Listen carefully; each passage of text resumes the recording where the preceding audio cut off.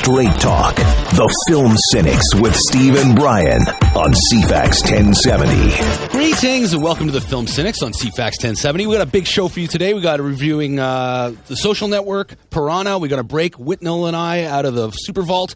And we got trailers and all kinds of other stuff to talk about. My name is Steve Johnston.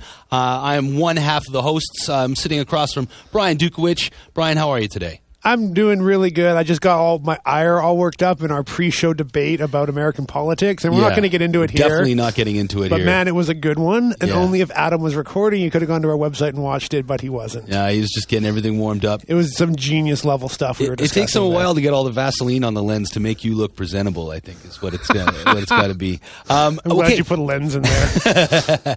Let's talk a little bit about something special. Like this, we were sitting earlier trying to decide what are we going to talk about on our first pack before we get to the nitty gritty of our show, the appetizer of our show. And I could not remember all of the stuff that had gone on this week because I've been so concentrating on reviewing this stuff. But then Brian's like, "Oh yeah, duh, Star Wars on Blu-ray, the biggest DVD release announcement of the last decade." Yes, finally, after years of speculation on when it was going to happen, George Lucas finally pulled the hammer.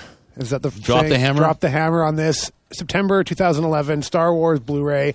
3 different sets you can buy. You can buy the first set, which is all 6 movies on Blu-ray for, I think it's like $150 or something average. It'll fluctuate where you're going to get it. Or you can buy the original 3 trilogy, or you can buy the second trilogy, which give or take.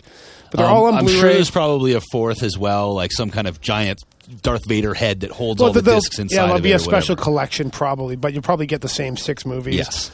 Tons of special features, apparently. I've been reading for the last couple of years on what these special features are going to be. I've heard everything from, like, unseen footage that George Lucas has been hiding underneath his bed. Yeah, see, to, like commentaries and stuff. I can't trust George Lucas on this stuff with the special features and the deleted scenes. Like, where's this stuff been all this time?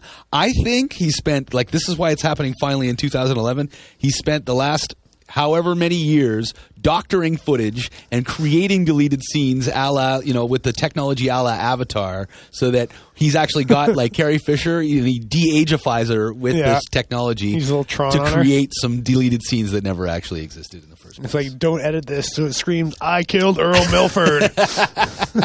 See, yeah, I think there's been some serious doctoring going on. I mean, I don't know. I believe George Lucas is the type of filmmaker that will hold on to things for whatever reason. He's just a little unique in that way, and that he probably has a room that's just full of reels and reels of Star Wars footage that he just has at his Skywalker Ranch. Yeah. He just kept there, and he's never really looked at or he's never really paid much attention to because he's George Lucas.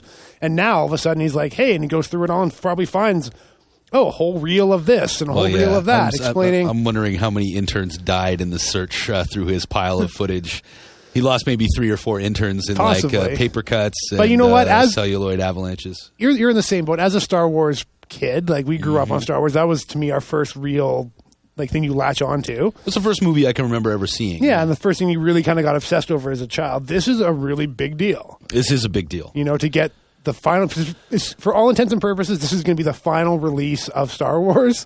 Well, for all intents and purposes. They'll find another reason to do it. It'll be the final hard media release. Yes, exactly. Yes. And this will be the last time you're going to ever have to physically buy a Star Wars. It's coming out just in time for, like, the death knell of hard media. Blu-ray to die? Yeah, Star Wars comes out, following month, no more Blu-ray. It's just going to be digital downloads. It is. It's going to be digital downloads. That's another little segue there, is why computer manufacturers like Apple and Steve Jobs in particular is not adapting Blu-ray in any of his computers, because he feels it's going to be a very short-lived medium. Yeah, there's this, and it's kind of pointless to put it all into your computer. There's this new thing, and that was the thing I wanted to talk about. Now I remember. Thank you for bringing that up. It's called Ultraviolet. And it's a new copy protection system that a lot of people are buying into, and I imagine Microsoft is getting on board. It's when you've seen those ads where they got a problem with a photograph or they got a problem with setting up the video, and they go to the cloud. Yes. And I'm thinking, like, okay, what is this cloud? What is this cloud? Oh, cloud computing. So it's basically a mainframe is a virtual mainframe is created by a bunch of computers all being online at the same time. Like on the internet, a computer is created in the internet. Okay. So that's cloud computing. So, like, it's something, say, like Google Docs. That's All cloud right. computing. So the software is somewhere else, not on your computer, but you can still access and use it.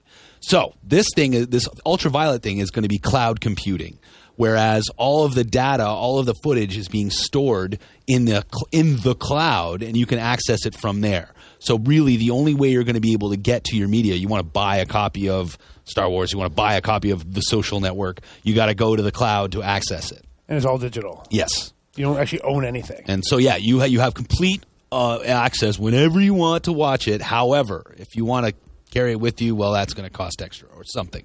Yeah. So they're transforming the way that you'll be able to get access to this data. This is still, it's not enforced right now. It's just that people are exploring the option. I think it's a terrible idea. Yeah. But coming from our opinion, our side of the coin is we're collectors. yes. Your movie collection is well over 500, if not 700 by this point. Yeah. Mine is upwards of 300, and it is an impressive sight when you walk into my apartment and my shelf is just, I have an entire bookshelf just full of movies. Mm-hmm. And I'll categorize to my own whims and desires. That is going to go away if we only start digitally acquiring all this media. I don't know if I like that. I might buy a movie and never watch it. I might buy a movie, only watch it once, and just put it on my shelf. If that goes away, what's my collection? Where's my peacock feathers? What am I going to be strutting around? Nothing. Yeah, I know. My iPod, and be like, look at all the movies I've got, and just that's not impressive. I think I've been putting nails in my own coffin as far as that goes, as far as my collection, in that nowadays with some of the new Blu-rays, they have this thing called BD Live. So some of the features that you would access from the disc are not on the disc. You go to the cloud. You go to the Warner mainframe or whatever, and there are some features that you can watch. So they're partially downloaded from the code that exists on the disc. So I've been checking those out, and I've been enjoying them, and I've been actually talking them up in our reviews and stuff. And so I've been enjoying it, but I kind of realize I've been saying to myself, well, they can never get rid of hard media because, how are anybody going to get special features? Special features is what drives the DVD market. Well, look, I'm the one who's going after these special features online. Yeah. It works. It's a sound system. And you can put more special features online. You can have unlimited special features, theoretically. Yeah. You can put every single thing that was ever shot on this movie online. Yeah, because, they do... Go back and add them. They do virtual screenings. They had a virtual screening of Sherlock Holmes with Robert Downey Jr., so you can go on and watch the movie with him, quote unquote. Or they did that with The Watchmen on DVD when it came out. Zack Snyder did a screening where you could log in and watch at the same time as the director. So, that's kind of cool. That's exciting. And so... That in saying that, we're acknowledging that really it's only a matter of time. All the technology, all of the systems are in place to dispose of hard media. I am well aware that this is going to happen, and I know it's going to happen, and I'm not afraid of it happening. I just don't necessarily like it. That's all I'm getting at is that my collection is going to – it's like my CD collection. If you go through that, it kind of stops around 1999. Yeah. 2000. I'm like, why do you only have headstones and the Tragically Hip CDs? You listen to a lot of music. I've got tons of music on my computer, but my physical CD collection just sort of stopped growing at that point. Yeah, yeah. You buy certain things rarely out of respect, but really you can get access. You can just go download them. My respect now is that I go to iTunes and I buy it. Yeah. I don't physically That's need how you CDs. show credence to... if I really like the band, I'll go to iTunes and buy the CD, but I really don't physically need a CD because all it does is it gets opened once, gets put in my computer, gets ripped to my iTunes, and gets put back on the shelf. Mm-hmm. Never to be touched again. Right. It's completely useless. CDs should be gone by now. Yeah, actually, we just boxed up all of our CDs, and I realized... probably not unboxed them. Yeah. The ones, as I was putting them in boxes, I'm like... Oh, maybe I'll rip that onto my computer. Fine, okay, and rip that one too, and then that's it. See you later. Probably will never touch you again. You're gonna be up in a garage sale for a nickel. Yeah. Oh, that's so sad. That is sad. Anyways. Anyways, where were we started this just talking about Star Wars on Blu-ray. So you can check it out. They're taking pre-orders online at several different sites. I highly recommend you check it out now because if you get in early, you might be able to get a sweet deal.